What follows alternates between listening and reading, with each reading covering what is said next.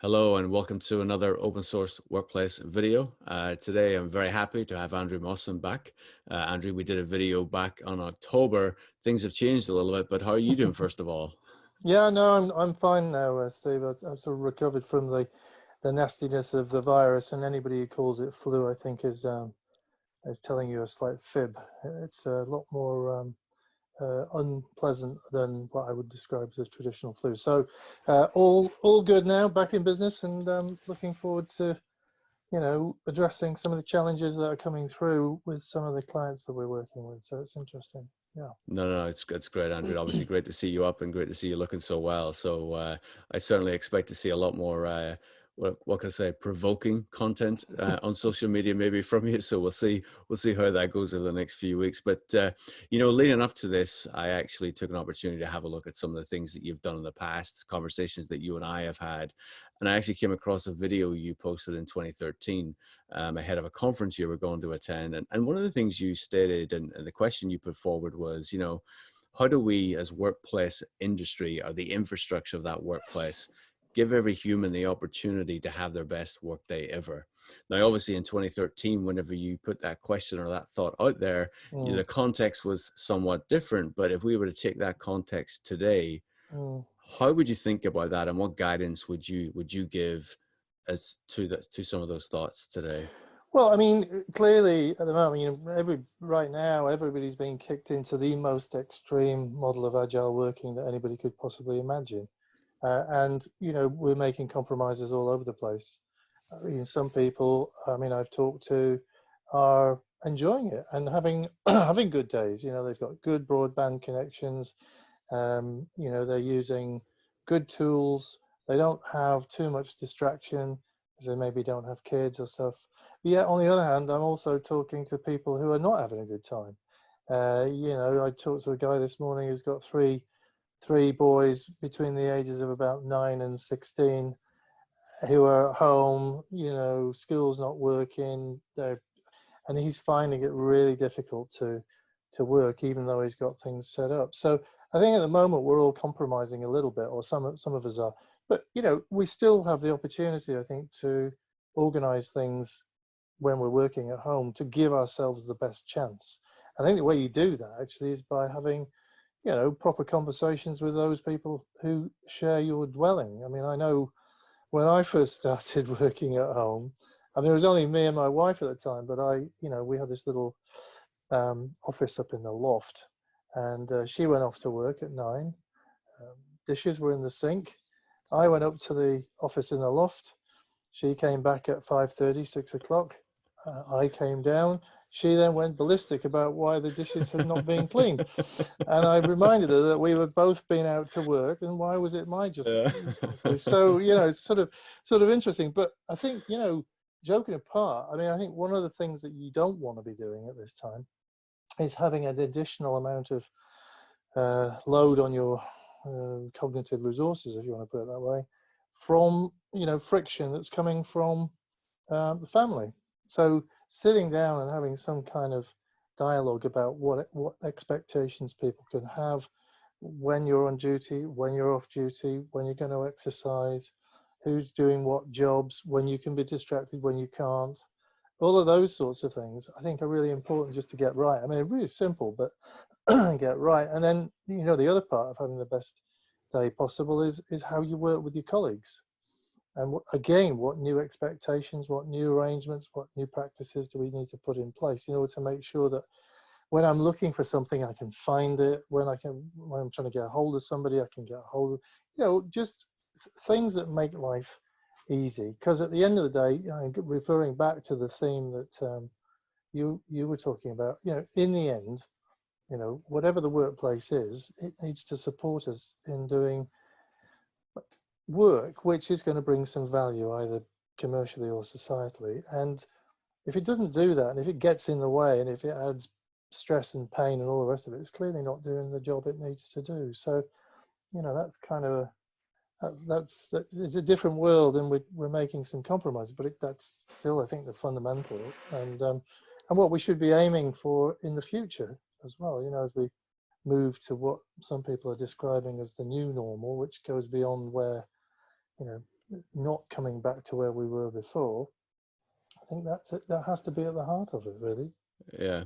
Mm, And whenever you think about, right, go back to the initial conversation, I think we started with this video about, mm, human nature. We don't like change, right? We mm, like our safety. Those are the components all involved in why we mm, don't like change. How long do you think it takes for humans to adapt to that? So, given how long people have been in this environment mm, so far, and how long we're likely to be in this situation until the world is ready to go back to whatever normal looks like, mm, how should we think about those things, and how should we, our mm. businesses, our workplace practitioners, be Yeah. thinking about that change and that change management process? And Mm. one could even say, uh, how do you or why do you want people to go back to the office? Would obviously be a strong opinion. Yeah, well, I think this is I think there's a lot of misunderstanding in all of this, I think. And, if you think about the old world, I mean, fundamentally, the brain is wired up for safety. So, you know, physical and social safety. And it does that for a very deliberate reason. Without being safe, you can't procreate. It's as simple Mhm. as that, really. So, in the old world, of course, safety was we get up early, we get on a train, we go into town, we behave properly, we don't upset too many people, and the deal is at the end of the day, we get some money and we go home and we enjoy a life that we want to enjoy in most cases. So that's kind of a safe scenario. It may not be perfect for people, but it's kind of keeps them safe enough to warrant them continuing to do it. Now, of course, that old safe world isn't safe anymore. And we've now flipped within a relatively short period of time. We've all flipped to the most extreme model of agile working that you can ever imagine, which is almost unimaginable 2 months Mhm. ago. I mean, Mhm. almost, well, not almost, completely unimaginable. So what's happened to us?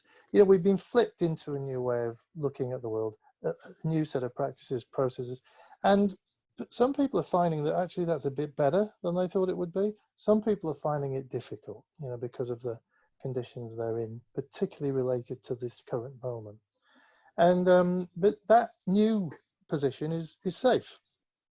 And people are developing new habits around the new world. They've developed new skills.